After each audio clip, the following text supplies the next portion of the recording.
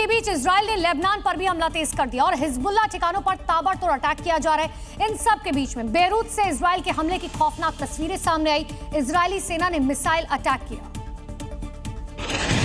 इस दौरान हमला कितना जोरदार रहा होगा, इस बात का अंदाजा हमले के बाद की तस्वीरें देखकर लगाया जा सकता है। धमाका इतना जोरदार था कि हमले के बाद पूरा इलाका थर्रा उठा। पल भर में बिल्डिंग तबाह हो गई, जिसका मलबा दूर तक फैला दिखाई दिया। इसके बाद धुएं का काला घना गुब्बारा आसमान में उठा, जिससे लोगों में हड़कंप मच गया।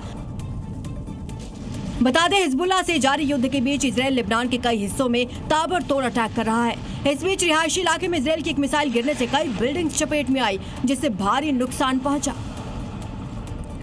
तो अमेरिका से जारी युद्ध के बीच ईरान उसके सैन्य ठिकानों को लगातार निशाना बना रहा है। ताबड़तोड़ हमले कर उसे तबाह किया जा रहा है और इन सब के बीच में ईरानी सेना ने कुवैत स्थित एक और अमेरिकी सैन्य अड्डे को निशाना बनाया। वहीं ईरानी सेना द्वारा किए गए हमलों के बाद की तस्वीर आई है, जहां अमेरिकी बेस पर सिर्फ और सिर्फ तबाही दिख रही है। चारों तरफ मलबा बिखरा है। अमेरिकी हथियार और जहाज कबाड़ में तब्दील हो चुके हैं। जानकारी के मुताबिक ईरान ने कुवैत स्थित अहमद अल जाबेर एयरबेस को निशाना बनाया। ताबड़तोड़ मिसाइल और ड्रोन से अटैक किया, जिसमें एयरक्राफ्ट हैंगर, सैनिकों के बैरक, गोदाम, कमांड इंफ्रास्ट्रक्चर को भारी नुकसान पहुंचा। दूसरी तरफ कुवैत में ईरानी सेना द्वारा किए गए हमले के बाद मिडिल ईस्ट में तनाव और बढ़ गया है। तो इजराइल और अमेरिका ने ईरान में ताबड़तोड़ हमला किया, तो वहीं दूसरी तरफ ईरानी सेना ने भी सेंट्रल इजराइल को निशाना बनाते हुए एक साथ कई मिसाइलें दागी। वहीं ईरानी सेना द्वारा सेंट्रल इजराइल में किए गए हमले की तस्वीरें सामने आई। मिसाइल का मलबा गिरने से भीषण आग का तांडव देखने को मिला, जहां एक के बाद एक कई कारों को आग ने अपनी चपेट में ले लिया। इस दौरान भड़की आग इतनी तेज थी कि एक के पास एक खड़ी हुई कारें धू धू कर जलने लगी, जिसके बाद आग की लपटें कई फीट ऊपर तक उठती हुई दिखाई दी। इस दौरान काले धुएं का गुबार छा गया। ईरान के हमले के बाद रिहायशी इलाकों में अफरा तफरी का मंजर देखने को मिला।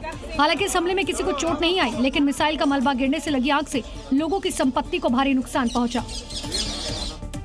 तो मिडिल ईस्ट का युद्ध हर दिन भीषण होता जा रहा है। ईरान लगातार वीडियो जारी कर ये बताने की कोशिश कर रहा है जंग अभी खत्म नहीं हुई। ऐसे एक और वीडियो ईरान एयरफोर्स कमांडर ने जारी किया, जिसमें वो ईरान की हवाई ताकत का प्रदर्शन कर रहे हैं।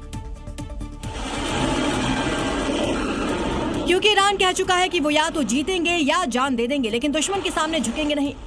हालांकि डोनाल्ड ट्रंप ने 10 दिन के लिए ऊर्जा ठिकानों पर हमले रोकने का आदेश दिया, जिसके बाद सवाल ये है कि क्या इसी वक्त के बीच ट्रंप अंतिम प्रहार के लिए चक्रव्यूह रच रहे हैं।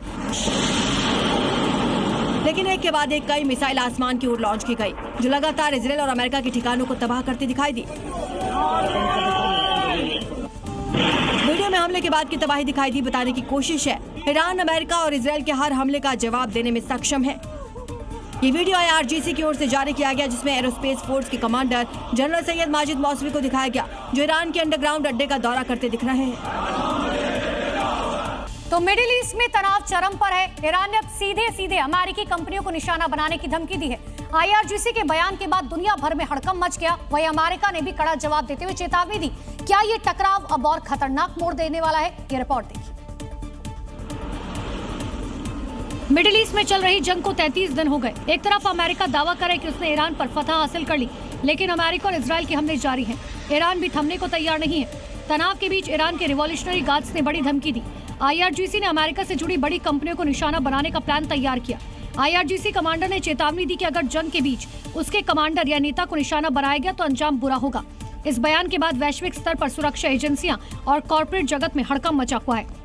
IRGC ने 18 कंपनियों की एक लिस्ट सार्वजनिक की, जिसमें Cisco, HP, Intel, Oracle, Microsoft, Apple, Google, Meta, IBM, Dell, Nvidia, JP Morgan Chase, Tesla, General Electric और बोइंग जैसी कंपनियां शामिल हैं। IRGC ने कहा कि कर्मचारियों और आसपास रहने वाले लोगों को 1 किलोमीटर के दायरे से बाहर निकलने की सलाह दी गई। यह हमला आज भारतीय समयानुसार रात 10:30 बजे होगा।